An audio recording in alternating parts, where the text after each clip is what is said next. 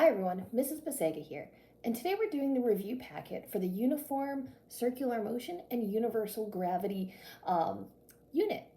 So remember, what I'd like you to do with a review is I want you to try all the problems first, check the answer key, and then come back and watch this video. Watching this video should be the last step of studying. All right, let us get to it. So let's start with the multiple choice. When an object is moving in uniform circular motion, the object's velocity changes. Remember, this is called tangential velocity, so I'm going to pick the answer that says tangential in it. The velocity changes as the circle is being completed, because sometimes the velocity is upward, sometimes it's left, sometimes it's right. Tangential refers to the fact that it goes tangent to the circle. It forms a right angle with the radius. It's not increasing or decreasing because its magnitude isn't speeding up or slowing down, but it is changing direction. It's not toward the center of the circle. That means centripetal, so it can't be that. Number one is C. It's not centripetal velocity, it's tangential velocity.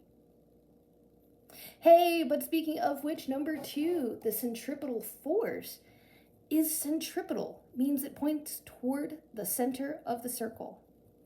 So for any of these vectors pictured, the centripetal force must point towards the center. Notice the force changes direction too. Sometimes it's left, sometimes it's down, sometimes it's right, but centripetal force points toward the center of the circle. That's D. Which is kind of funny because it goes A, C, D. The answer is D. A ball whirled on a string suddenly breaks. The ball then moves on a straight line path because of inertia. Imagine our circular motion. Because the ball is traveling in a circle, as the string breaks and the centripetal force goes away, the ball continues moving in the direction it was before. Think of it as like an object in motion stays in motion. That's because of inertia. It's not centrifugal force because there's no force going out away from the center of the circle, so it can't be C. If there is a centripetal force, that was the tension, and that's not there anymore, so it can't be B. Centripetal acceleration was towards the center of the circle, and that's not the direction the object moves. So the answer is D. Its inertia makes it continue to travel forward in a straight line in its previous direction of motion, because an object in motion stays in motion. For number 4, the gravitational force between two objects. You should measure the distance between the center of each object.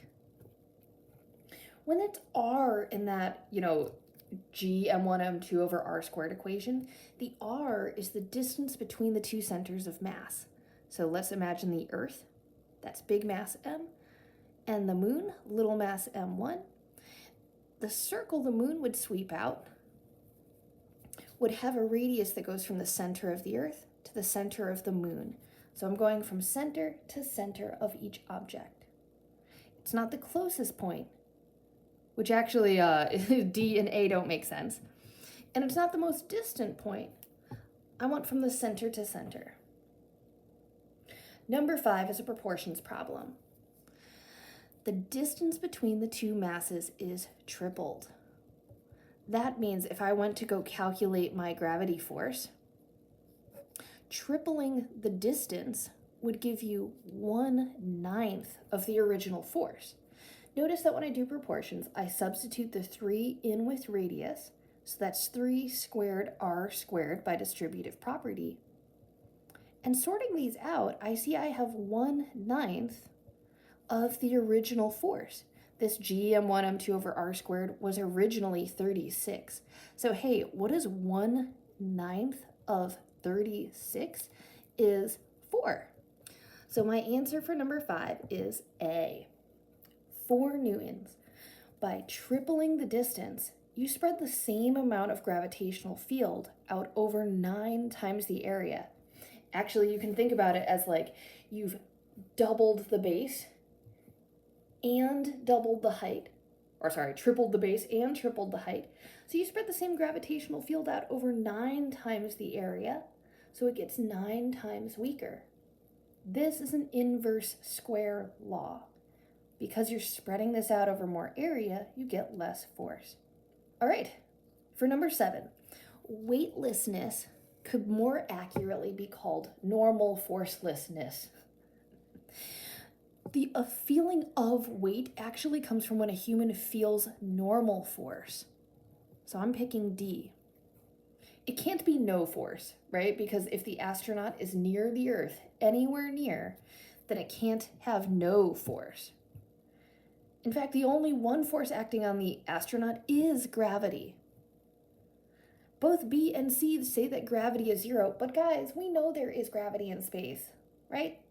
Don't be silly. There is gravity in space, so it can't be B or C. It has to be D.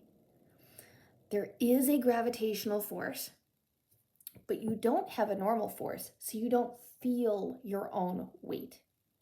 You can think of it as like your normal force when you fall in an elevator would be 0, because you and a scale that could be used to measure you are falling at the same rate. You can't use it to measure the normal force, because even if you put the scale under your feet, you wouldn't be able to get it to measure anything.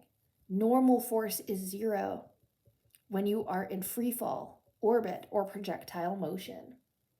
That's why you feel weightlessness when you free fall on the drop ride at an amusement park. You still obviously have weight because you're near the surface of the Earth, but the normal force is 0, so you feel weightlessness, i.e. normal forcelessness. For number 8, this is a proportion problem. It's asking by what factor would its centripetal acceleration change? So I'm gonna write down my centripetal acceleration equation. That's v squared over r. And what has changed?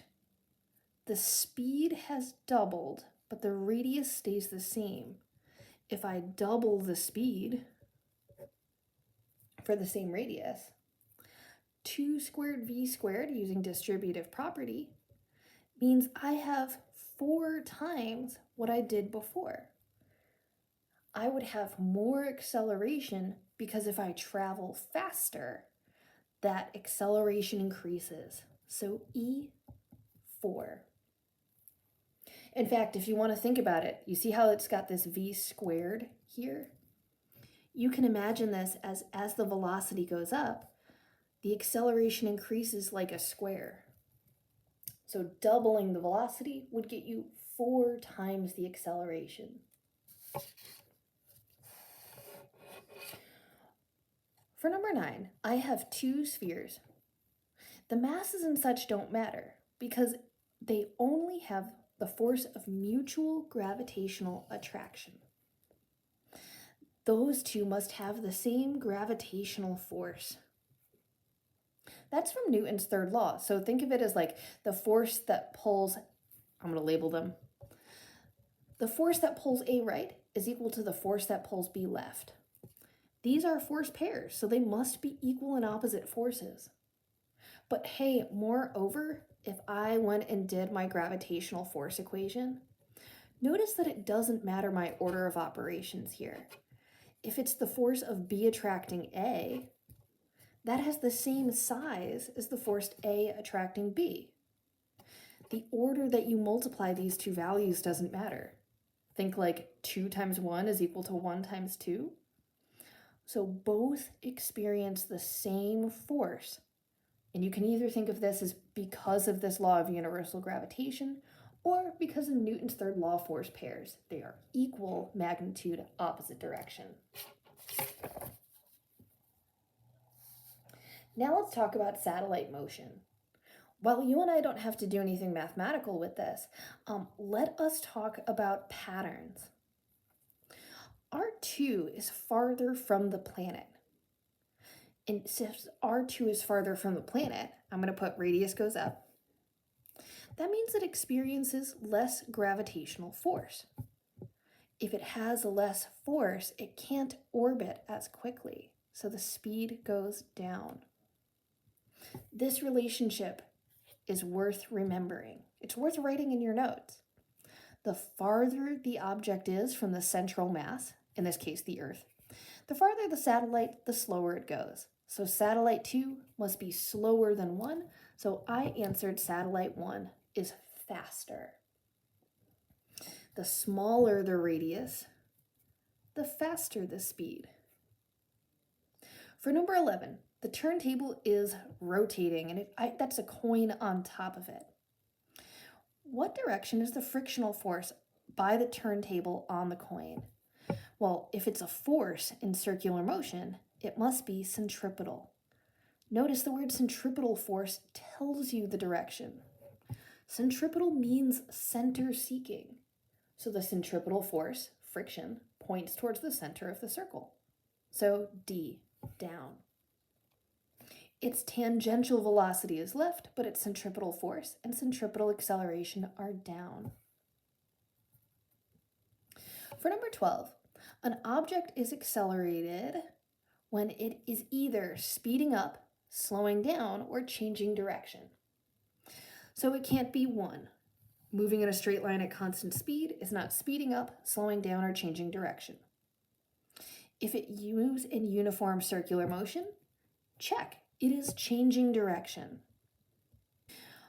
3. It travels as a projectile in a gravitational field with negligible air resistance. Check. Gravity is a force and it causes mass to accelerate. Hey, if you throw a projectile, it is clearly accelerating. It actually speeds up and slows down and changes direction, because you imagine a football going across the field. Sometimes it's going up. Sometimes it's going down. It speeds up on the way down. It slows down on the way up. So 2 and 3 are the ones that are accelerating. For number 13, I've asked you this question before, so let's try this one more time. What is the direction of net force? Well, force in circular motion is centripetal. It points towards the center of the circle. B points towards the center of the circle. Okay, so for number 16, an object moving in a circle has acceleration, and this is because acceleration is the change in velocity of an object. Think of velocity as a vector. It points in some direction. So if you change its direction, you also change its velocity, and therefore it is accelerating. Let's define acceleration as one of 3 things. Acceleration can be meaning your velocity increases, decreases, or changes direction. The special type of acceleration that occurs when the velocity is changing direction is called centripetal acceleration. Centripetal acceleration occurs when the velocity changes direction and it causes circular motion. For number 17, is there a force directed away from the center of a circle? No.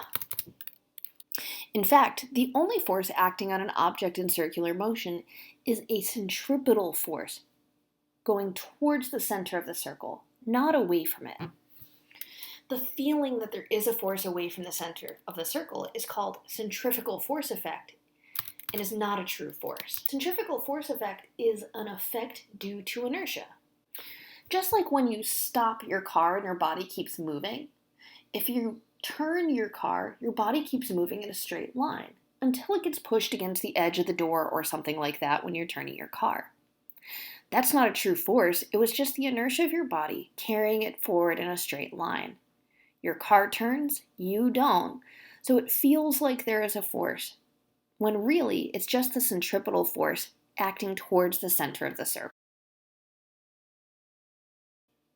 Similarly with 18, astronauts in orbit are not weightless. There's clearly a gravitational force because orbits require a gravitational force. The astronaut feels weightlessness because they lack a normal force. Without that normal force, the astronauts do not feel their own weight, even though they must obviously have a weight.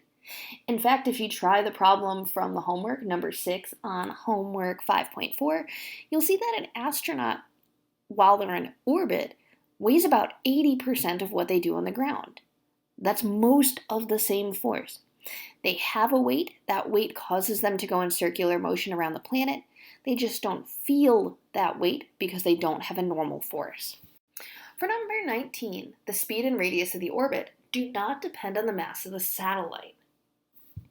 The orbital speed depends only on the radial distance of the satellite and how much does the central mass weigh. So think about orbits around Earth. Earth would be the central object. All the satellites at the same radius would travel at the same speed.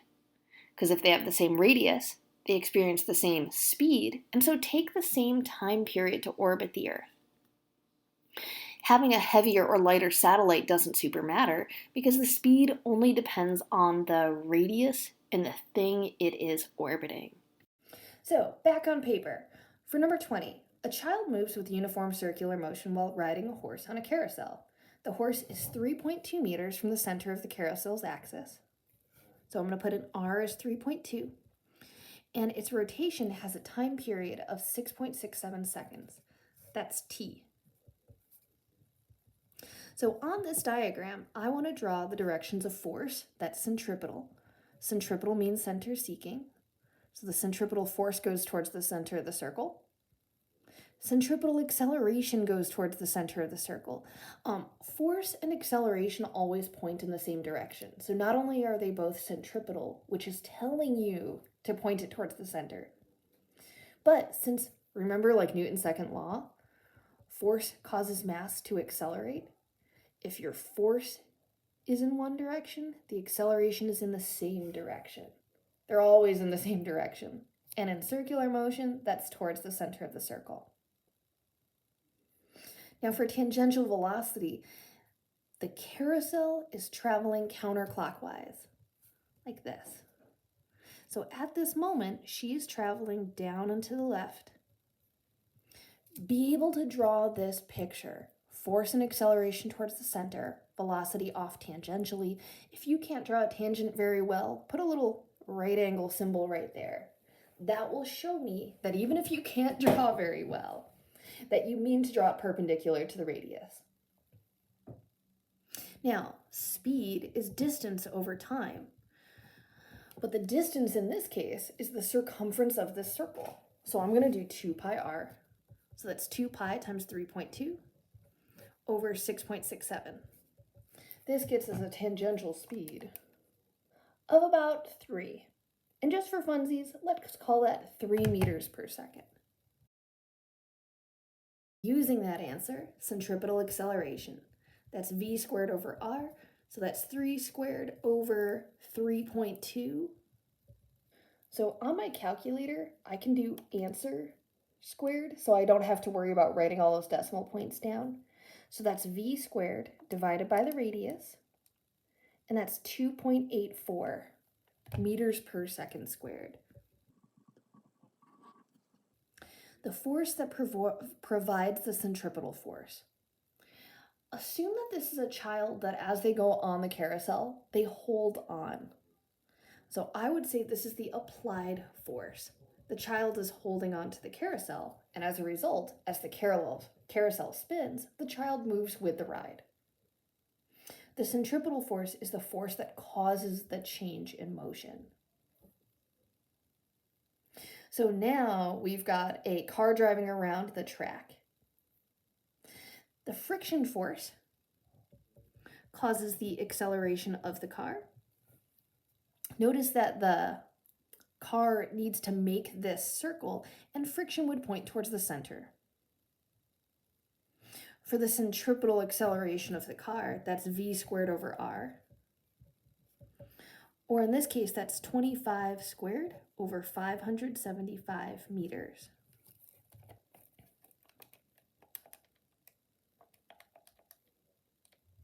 Or about 1 meter per second squared. Number 22, this is a proportions problem. I have a typo here. This should be greatest to least gravitational force. So students are doing 4 trials of a gravitational force experiment. We want to use proportions to figure out which has the greatest force. So what I'm going to do is I'm going to do proportions 4 times. And each one is going to use the same gravitational force equation. I'm going to multiply both masses together and divide by radius squared. So let's start off with A. If I double the mass, I should get double the force. So A, I'm going to write down A as 2. Doubling the mass doubles the force. Let's say about B. Notice, hey, with B, it actually doesn't matter which mass I put in. If I double the first mass or the second mass, I still get double the mass, double the force. So A and B are both 2 times bigger than if I just had it blank on its own. But C starts to get more complicated. I'm going to substitute in 3 things. One mass is half the size, so it divides that answer by 2. The other mass is 3 times the size, so it's 3 times bigger. All of that is over 2r squared. So let's check out this number here. 3 is in the denominator. 1/2 is in the denominator. And 2 squared is in the denominator. 2 squared is 4. So this is 3/8 of the original force. So C is the smallest one I have so far because it has less mass and it's farther apart. Right? The picture you should have in the back of your head is 2 masses attracting each other. So if you made them farther apart, they'd exert less force because they have less field, less influence on each other. Finally, D. What if I double one mass, triple the other? This makes it 2 times 3 or 6 times larger. But on the radius, making it 3 times farther away is actually making it 1/9 of the force from before. So 3 squared, it's 9. 6/9 is 2/3. And just so you have these in decimals in case you have trouble like comparing those two fractions to each other, 3/8 is 0.375. And 2/3 is 0.667. So let's compare these numbers. 2 and 2 are both the greatest, so A equals B are the greatest forces. Then 6.67 and C, 0.375. Great. All right, so now let's calculate this force. We did proportions with gravitational force. Now let's do actual calculations. You would get 1 point for writing down the correct gravitational force equation. So that's G m1 m2 over r squared. If you do not write that down, you do not get the equation point.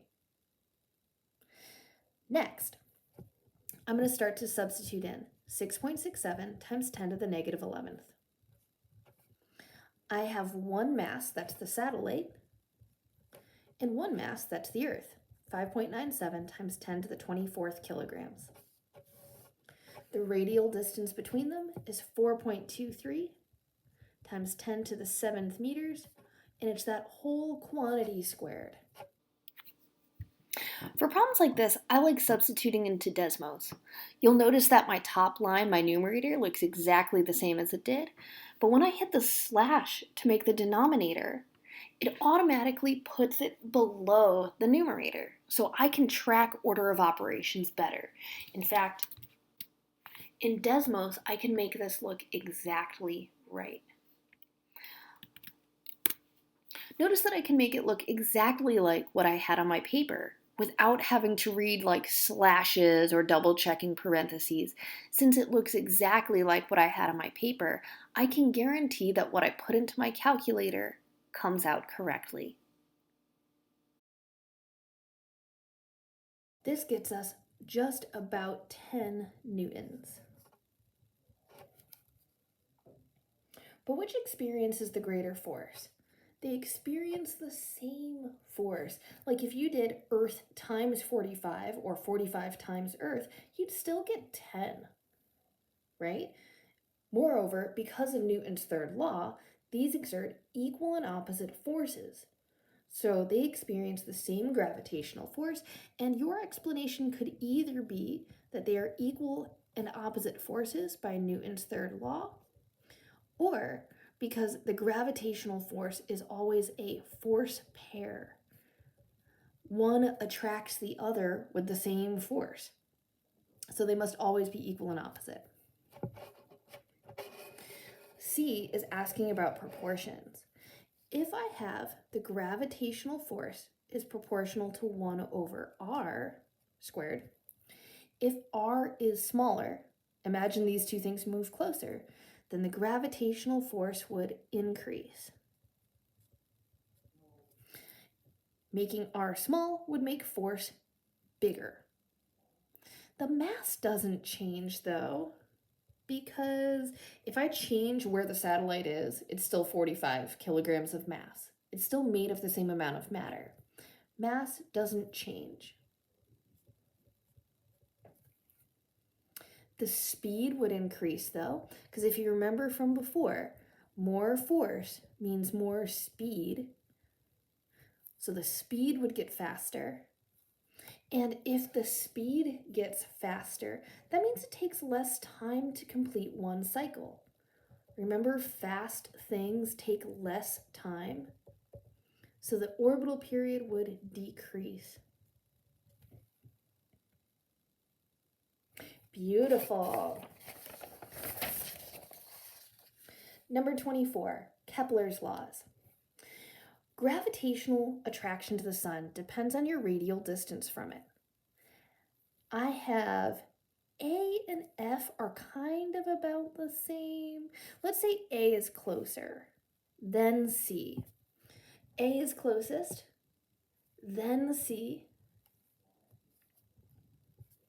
D and F are equally close. D equals F. E is farther, and B is farthest. So my argument for here, the closer you are, the more the force. A must be the closest point. So this would be called the aphelion, perihelion. It's the closest point to the motion. A is closest.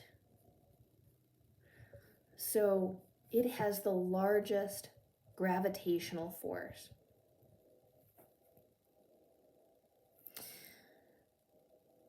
For speed, remember that if the radius is small and the force is big, things that have a lot of force go faster. So A must be the fastest, then C, then D equals F. Hey, these are equal, the same pattern as before, because more force, more speed. The shape of this orbit proves Kepler's laws. This supports Kepler's laws because this is an elliptical shape, and I'll write the full explanation out in the answer key for you.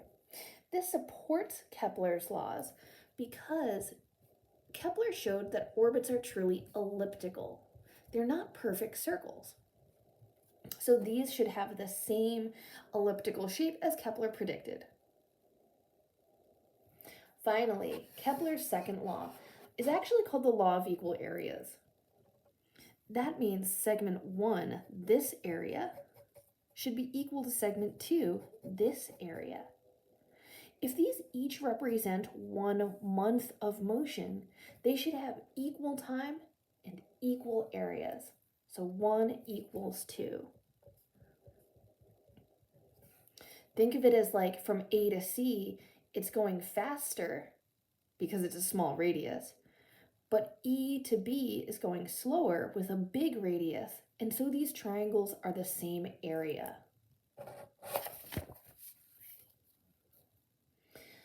Just like before, Halley's Comet supports Kepler's law of orbits because this is showing an elliptical orbit. Compared to the planets behind it, Halley's Comet is a much more elliptical orbit than the planets. The planets have evolved over billions of years to be spherical masses with circular orbits. Because these are very, very, very stable, theirs have settled into stable circular orbits. A similarity is they're both orbiting the sun, but a difference would be a comet's orbit is truly elliptical, and a planet's orbit will be much closer to a circle. Now, I know it's been a long time since dot diagrams, hey, but check this out, because it's actually a cool connection here. At the aphelion is farthest from the sun. Even if you don't know the word aphelion, you can get it from the context. Farthest from the sun, out here at 2024, that's about where we are right now. Notice this has close spaced dots. And from back in the day when we originally did dot diagrams, close spacing means slow. Look at the spacing of dots here. Far spacing means fast. But we already know this, right? When the radius is bigger, that comet is farthest from the sun. So its gravitational force is small.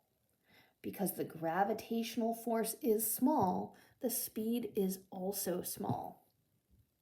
In fact, if you look at its orbit, it might only spend a few years even in the inner solar system and spend decades on the outside. Other comets are even more amazing. They'll spend thousands of years away from the sun, only to come back for a few months near the Earth. The comet that was visible last summer, you're never going to see again. It's going to come back in about 6,680 years. Who knows where we'll be? Finally, shade segments 1990 to 1995. That is this segment right here. Well, that segment versus 2040 to 2045, this segment right here, they both have equal times. They both represent 5 years worth of times.